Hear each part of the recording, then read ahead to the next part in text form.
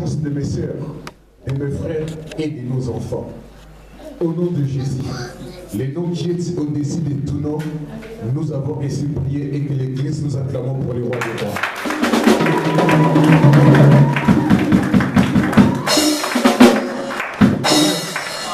Nous pouvons nous asseoir. Je suis content de vous revoir. Pourquoi j'ai dit cela? Parce que pour la première fois de l'année, je n'ai pas assisté à la nuit de prière.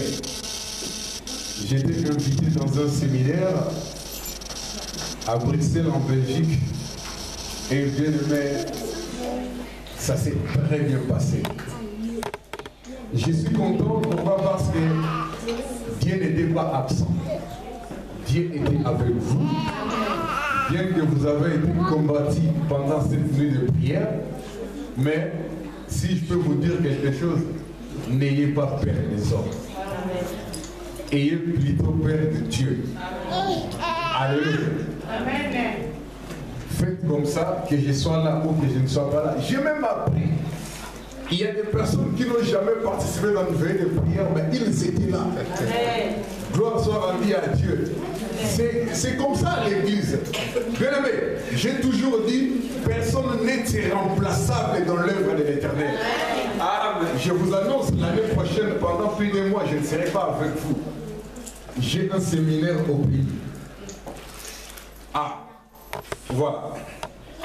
Je vous l'annonce, je ne serai pas là, mais je ne vous dirai pas la date.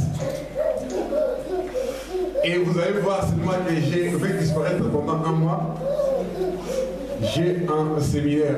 Mais vous, vous êtes en avance de ces séminaires. Parce que nous sommes en train de les parler déjà. Nous sommes en train de parler d'Israël. Alléluia. Pourquoi nous parlons d'Israël? Parce que c'est le message du temps. Vous êtes ici, mes sœurs, mes frères, vous êtes ici d'autres églises. On vous a rempli de messages, surtout numéro 1, je veux dire la prospérité. Vous avez tellement écouté cela, je ne dis pas que c'est mauvais, mais la prospérité matérielle doit venir après la prospérité spirituelle. Amen. Si on vous enseigne le contraire, donc on est en train de préparer votre chemin vers l'enfer. Alléluia. Bien aimé, on doit d'abord préparer l'intérieur. Hein? La beauté intérieure, la sainteté, la sanctification. Amen. Amen. Gloire soit rendue à Dieu. Les églises où j'étais vous ont salué. J'étais à Bruxelles, gare du Midi, et j'étais à Bruxelles 1000, vers le Petit Château, pour ceux qui connaissent Bruxelles. Alors, ces dirigeants vous ont vraiment salué. Amen. Bien-aimés, nous prenons nos Bibles dans les livres des Actes des Apôtres. Nous sommes en train de parler d'Israël, mais maintenant, on va étudier un sous-thème. Mais ces sous-thèmes, vous allez les lire. Qu'est-ce que dit la Bible dans Actes des Apôtres, chapitre 8?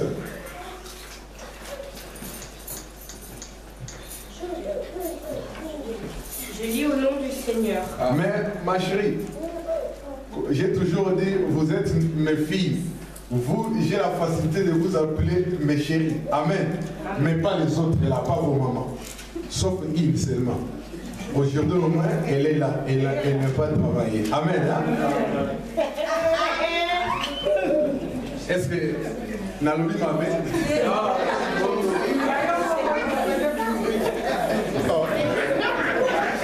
vous avez déjà... Parce qu'à part Dieu, il n'y a qu'un seul homme dans le monde entier. Vous avez déjà dépassé l'étape de chérie. L'étape de chérie, c'est déjà dépassé pour vous. Ah, mais c'est ça une erreur. Ah bon, d'accord. Et si quelqu'un d'autre l'appelle chérie Henri, vous savez, les Congolais sont des vrais dragueurs. Yes. Quand ça fait un an, tu ne dis plus chérie. Et elle tombe chez quelqu'un qui lui dit les paroles d'Ecclésiaste. Mais Jason, tu vas regretter. Amen. Amen.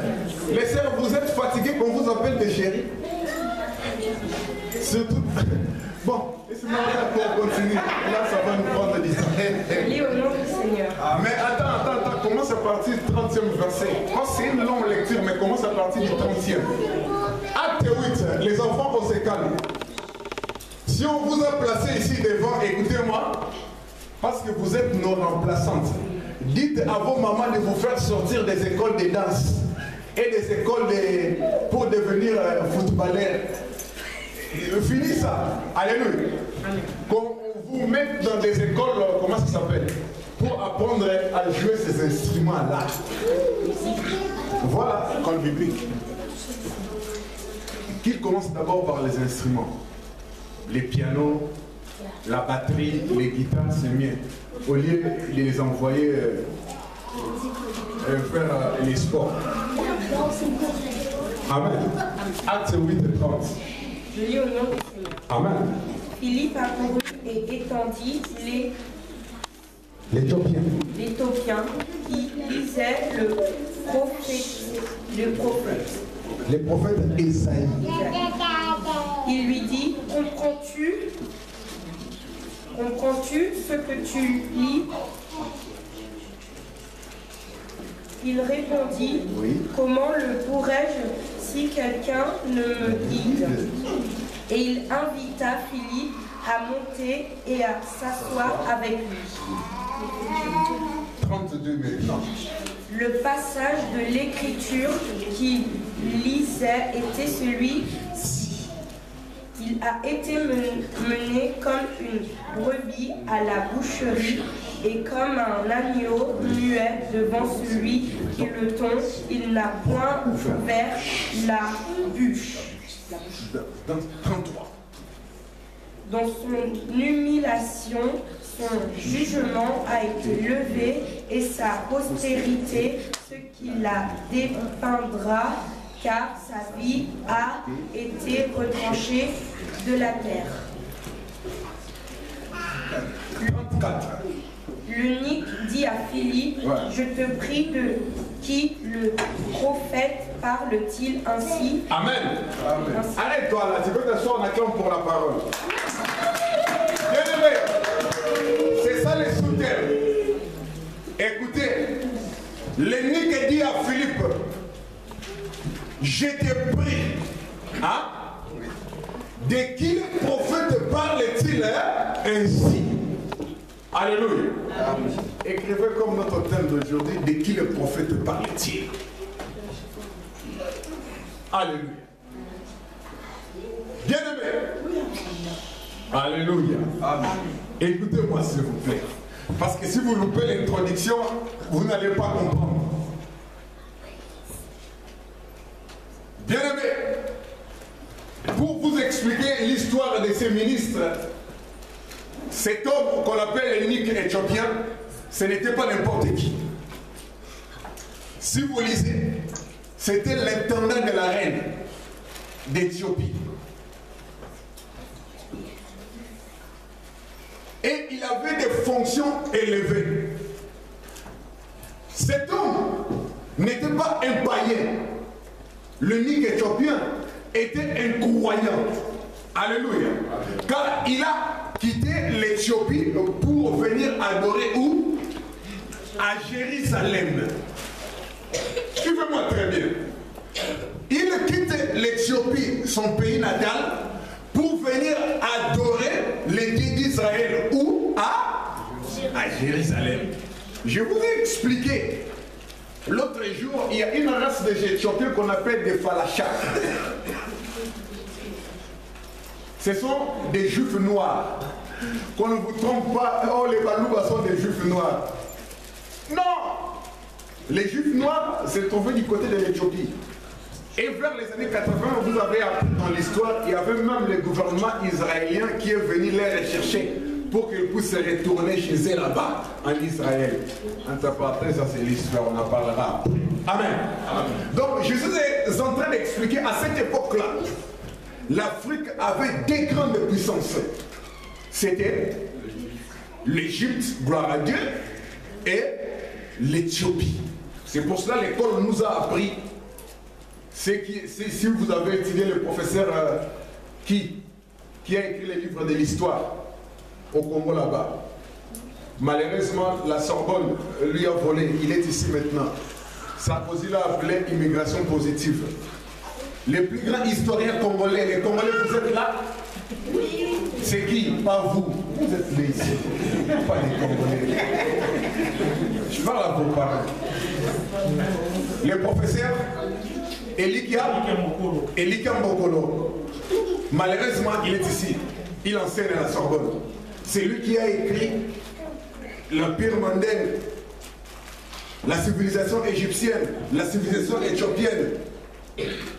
Il a expliqué l'histoire de Nzingan Khufu, si vous connaissez. Amen. Ben voilà, vous vous rappelez maintenant. Hein? N'oubliez pas les leçons que les professeurs nous ont enseignées. Alléluia. Bien aimé, l'Afrique avait une des grandes civilisations. C'était la civilisation égyptienne et la civilisation éthiopienne. Et à cette époque-là, le Nik éthiopien va laisser ses fonctions. Bien aimé dans les seigneurs, Philippe était un homme d'ordinaire. Alléluia. Amen. Mais Dieu a parlé à Philippe. Dieu a préparé Philippe qu'il prenne ses chemins parce qu'il va rencontrer quelqu'un qui est en train de lire les choses qu'il n'arrive pas à comprendre. Bien aimé dans les seigneurs, laisse-moi vous dire, aujourd'hui, peut-être vous allez me dire que vous étiez repenti, vous avez reçu Jésus-Christ il y a cela 20 ans.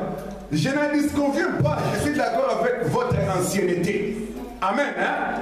Mais bien aimé, aujourd'hui, nous devons comprendre, comme le Nik éthiopien posait la question, de quel prophète parle-t-il? Il s'agit du prophète Esaïe. Et vous connaissez ce passage de l'écriture qui parlait qu'il a été mené comme une brebis à la boucherie. Et c'était qui? Jésus-Christ. Donc, pour décortiquer notre thème maintenant, je vous dis, toute la Bible entière, de la Genèse jusqu'à l'Apocalypse, parle de Jésus. Amen. Amen.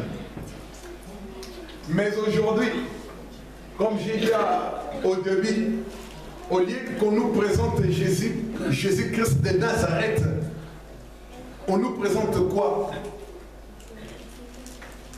Les avantages, les privilèges d'Isaïe. Amen. On nous présente quoi? Venez et vous serez bénis. Venez et vous allez obtenir ceci. Venez, venez, recevez et recevez. Amen. Amen. Mais le plus grand message de tous les temps, c'est que le prophète est en train de parler. C'est que le Nik éthiopien a découvert. Bien aimé dans le Seigneur, c'est recevoir Jésus-Christ comme Seigneur et Sauveur. C'est ça le grand message du salut. Mais comme disent les Anglais, that is the question. Mais pourquoi nous sommes en train de parler aujourd'hui? C'est ça la question. Alléluia. Amen. Vous savez, vous étiez dans une église. La plupart d'entre vous ici, d'entre nous, nous tous, avant de nous retrouver ici, nous sommes venus de quelque part.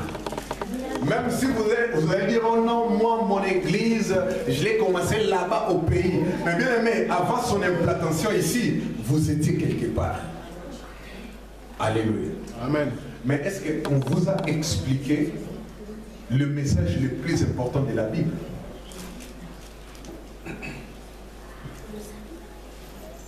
Oui, mais les salis. Mais quelqu'un qui est sauvé. Si vous connaissez les salis, et vous remarquez, hein, je donne un avertissement. C'est lui qui va dormir, je vais citer son nom ici. Parce que quand on chante, quand on témoigne, il n'y a personne qui dort. Mon fils là, moi, je le comprends. Amen. Mais l'adulte, papa, maman, si vous allez dormir, je vous connais tous. Même si vous êtes invité aujourd'hui, et je vais dire, hey, notre invité ne dort pas. Alléluia. Amen. Bien aimé dans le Seigneur. Là, j'ai expliqué que il y a des gens qui sont des croyants. Alléluia. mais ils ne sont pas des chrétiens. Quelqu'un me comprend? Amen. Amen. Les ethniques éthiopiens, il y en a beaucoup aujourd'hui dans des... Ils ont rempli les dénominations. Amen. Amen. Vous êtes croyants, mais vous n'êtes pas chrétiens. Bien-aimés, vous pouvez être croyants, comme les musulmans sont des croyants. Les juifs sont des croyants. Mais le problème, ils ne sont pas des chrétiens. Et l'unique éthiopien a eu la grâce de comprendre qu'il fallait qu'il quitte l'étape du croyant à celui des chrétiens. Et vous, où en êtes-vous? Alléluia. Amen. Croyant, c'est qui? Quelqu'un qui croit en Dieu. Non seulement en Dieu, Qui croit à quelque chose. voilà. Voilà. Et le monde est rempli de croyants. Bien qu'il y ait une catégorie d'athées et qui ne croient à rien. Amen. Mais je vous dis que le monde est rempli de croyants. Mais le monde n'est pas rempli de chrétiens. Amen. Est-ce que quelqu'un me comprend? Amen. Quelqu'un saisit la nuance? Le monde est rempli de croyants, mais parmi les croyants, il y a moins de chrétiens. Et même dans l'église, on retrouve beaucoup de croyants, mais moins de chrétiens. Et attention, à ce moment ici, on ne parle plus, au moins que je vous donne la parole. Alléluia. Amen. Bien-aimés dans le Seigneur, si on ne vous guide pas, l'unique éthiopien a dit, mais Philippe, comment je vais comprendre ce que je suis en train de lire? S'il y a quelqu'un qui me guide, alléluia. Amen. Vous savez la Bible, si on ne vous guide pas, vous allez découvrir que dans la Bible, il y a des passages qui interdisent de manger le porc. Alléluia. Juste un exemple. Dans la Bible, il y a eu des hommes qui ont marié leurs sœurs. Alléluia. C'est pour cela, bien aimé, nous devons être guidés. Si moi je suis ici devant vous, parce qu'il y a un homme qu'on appelle apôtre, il ne donne pas le ministère. On ne donne jamais à quelqu'un un ministère. Bien aimé, on est avec le ministère. Selon Jérémie chapitre 1 verset 5. Dès lors que tu étais une masse informe dans le ventre d'État, je t'avais déjà prédestiné. Mais, apôtre par exemple, lui fait quoi? Il confirme le ministère. Vous entrez dans sa vision apostolique. Hein? Et c'est pour cela que je n'ai pas créé une église, mais je suis en train de continuer une extension. Est-ce que vous me comprenez? Amen. Donc, pourquoi? Parce que c'est cet homme-là qui a prié pour moi, il m'a guidé, et moi aussi, je dois continuer sur ce chemin, et sous ma juridiction, je dois aussi faire sortir les gens que Dieu avait déjà déposé quelque chose en... Est-ce que quelqu'un me comprend? C'est ça qu'on appelle la lignée apostolique. Alléluia. De qui le prophète parle-t-il ainsi? That is the question. Amen. Je suis en train d'apprendre beaucoup de langues parce que je suis un missionnaire. Je dois parcourir le monde avec l'évangile du Christ. Et ça a commencé hier et avant-hier. Alléluia. Bien-aimés dans le Seigneur. Vous savez, dans la Bible, comme je disais tout à l'heure, Dieu ne regarde pas la position sociale. Entre l'unique éthiopien et Philippe, qui était béni matériellement, C'est unique et choqué.